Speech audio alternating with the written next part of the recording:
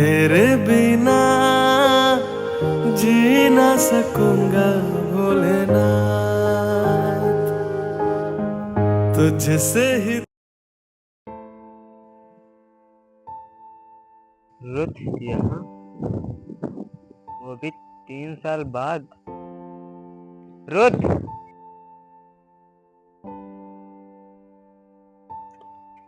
रुत, तुम यहाँ? यार तुम्हारी तो शादी हो गई थी और तुम तो बनारस शिफ्ट हो गई थी। लखनऊ में कैसे? अमन, तुम्हारे जाने के बाद मेरी जिंदगी में कुछ बचा ही नहीं। सब कुछ खत्म हो गया। सब कुछ खत्म हो गया? क्या मतलब? मैं कुछ समझा नहीं। और जिस लड़के से तुम्हारे घर वालों ने शादी कराई थी, यार वो तो काफी अमीर था। मुझे लगा वहाँ तुम खुश होगी। वो कहते हैं ना कि माँ बाप एक अमीर लड़का देखकर अपनी बेटी की शादी तो करा देते हैं, लेकिन ये जानने की कोशिश कभी नहीं करते कि उनकी बेटी की खुशी कहाँ पर है। उन लोगों ने मेरी शादी करा के अपना पल्ला तो झाड़ लिया, लेकिन शादी के 2 महीने बाद ही फिर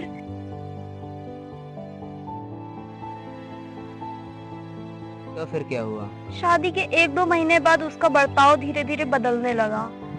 और फिर एक दिन मैंने उसका फोन चेक किया तो मुझे पता चला कि उसका एक नहीं, उसके कई अफेयर हैं। और जब मैंने इस बारे में उससे पूछा तो उसने मेरे ऊपर हाथ उठाया और उसने मुझे बहुत मारा।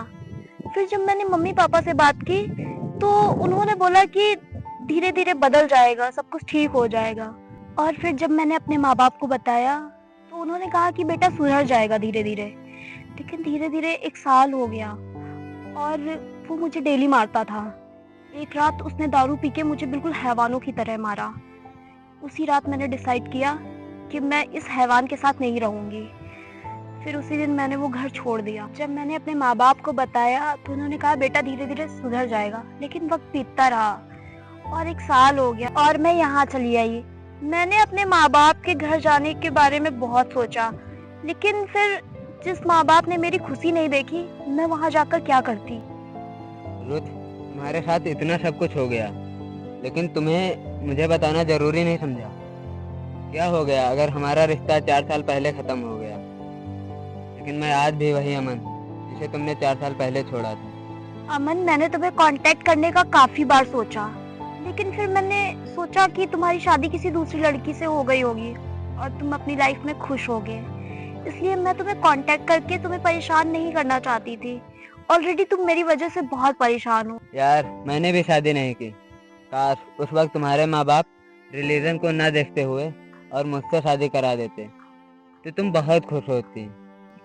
धर्म और समाज के चक्कर में लोग प्यार को नहीं समझते हैं और कई बार तो लोग अपनी ही बेटी को किसी ऐसे शख्स के हवाले कर देते हैं जो पूरी जिंदगी उन्हें खिलौना समझते हैं। वो कहते हैं ना, कभी कभी किस्मत कुछ और ही चाहती है। अगर उस दिन मेरे माँ बाप ने मेरी शादी तुमसे करवा दी होती तो मेरी जिंदगी एक नरक नहीं होती आज।